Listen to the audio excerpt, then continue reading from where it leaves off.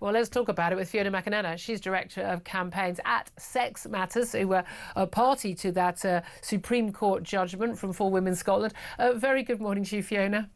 Good morning, Julia. I've always found it highly amusing that there are certain issues that are considered to be settled matters, that you can't just broadcast one side because this is a settled matter like climate change. And I've pointed this out to many people who never believe me when I tell them this.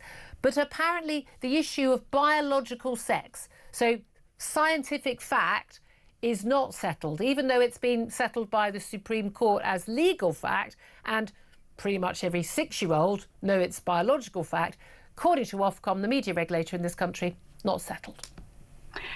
I think this can only point to 2 things, really. One is the fear or cowardice or lack of leadership of our regulators.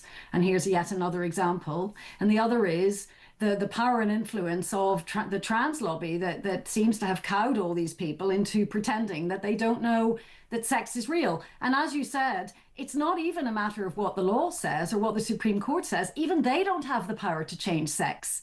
Even if they did say that a man could be a woman, it still wouldn't be reality, because that's not how biology works. So I'm afraid it shows us how far we still have to go to get people to remember that we all have rights. And it's not only people with trans identities who are entitled to be offended or hurt or indeed to hear what they want to hear. We all need to hear the truth. Yeah, exactly. I just find it extraordinary. So the idea that if I were having a conversation with somebody where we would say, well, with you, so trans women are not women because they're men, because by definition someone who's trans woman, claims to be a trans woman, is biologically male, so they're not a woman. And I consider it to be matter of fact, and I don't care. There's no one at Ofcom, there's no one that's going to convince me that I have to have a second opinion on that from somebody who says, oh, no, actually, here I am, I'm a bearded 6-foot bloke, and I believe I'm a woman, and that's the end of the matter. Now, I don't believe that's an opinion I have to have on, in the same way that when I say that I don't believe in ghosts, I don't believe that I need to have someone on say, oh, no, ghosts are real. I think that's genuinely absurd. But if I have a debate with somebody who believes that, someone, who's absolutely convinced that, the hot weather we're getting is as a result of man-made climate change, and that appears to be most broadcasters who think this, though it's still a theory, I would not be required to have on a climate change sceptic as well, because it's settled science what that guest is saying. I mean, is this not just evidence that this is what we're up against in terms of the quangocrats in this country, whether it's civil service, whether it's Ofcom, whether it's any other sort of public body, where this wokey left trans-dominated thing absolutely controls everything that is said and done in this country? Well, it's quite bizarre, because even trans identifying men know that they're still men. Otherwise, they wouldn't be, insisting that we all have to be so careful around our language. Or want to have hormones or have any treatment to or any surgery. You wouldn't need it, would you?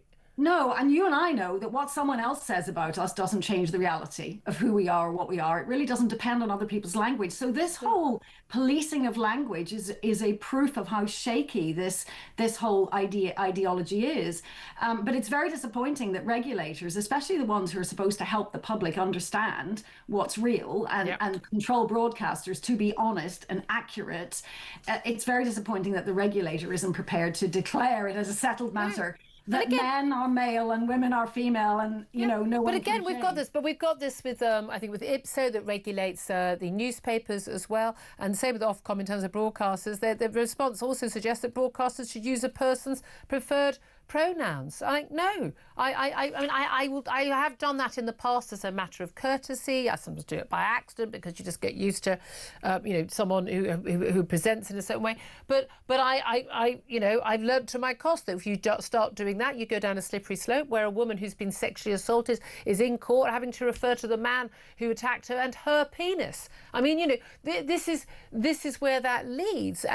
But if we've got the people who are regulating what can and cannot be said on the airwaves in this country, basically saying you need to pretend that you believe something you know factually is not true and that is, as a matter of fact, factually not true and is legally factually not true by the Supreme Court judgment.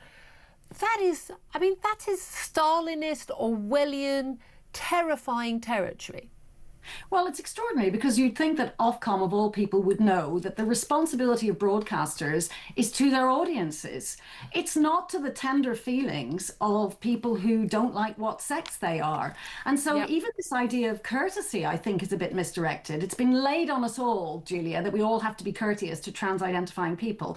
That's fair enough. I don't want to be rude No. particularly, but I also have a responsibility to speak clearly in order to protect everyone else's rights. Yes. And if someone doesn't like that, then I may have to hurt their feelings. But broadcasters shouldn't be worrying about people's feelings. They should be worrying about reality and truth. But it is about up and down. Look at it. Look at it. It's just the example of, someone who's standing there who is white, insisting they're black, going, well, you're not. You're black. Or someone who is, 5 foot tall, insisting they're 6'5". But you're not. You're 5 foot tall. So am I supposed to have someone on who says, no, no, no, they are 6'5"? Because that's the level of madness and doublethink that we are being required to broadcast. I won't do it. End of. I don't care if I'm Ofcom, and I've made it very clear to bosses, I will pay the fine myself. I'm pretty sure I'll be able to crowdsource it. Might give JK a call if you've got her number. But I just refuse. I refuse to lie on air. Well, it's only this one special issue as well, where, and quite honestly, I think it comes down to male feelings. If it were you and I demanding special words and special treatment, I don't think we'd get very far. Absolutely nailed it always. Fiona McAnena, fantastic campaigner on this issue, Director of Campaigns at Sex Matters. Sam Armstrong, you've been a voice of sanity on this. I mean, look, this is, again, we talk about freedom of speech. This is controlled speech by Ofcom, who are as woke as Quango Crack going. They are part of the problem. Yeah, and look, they're a representative of the lanyard class that run this country. But at its root, trans feelings or gender dysphoria is a mental health condition that some people, very sadly, treated as, do not feel that they are in the body that they are. And what we have done is, rather than help those people, rather than support them, we have all had to try and lie and indulge ourselves in a mutual mass delusion. And the tragedy of that is it was not kind actually to trans people who we have furthered in their thoughts that have allowed many of them to mutilate their own bodies. Devastating consequences. It's not kind to the rest of us, and it is just a sign of how far our society has fallen from this basic sense. If you're going to have a regulatory body that forces broadcasters to lie, you are in very, very, very questionable territory.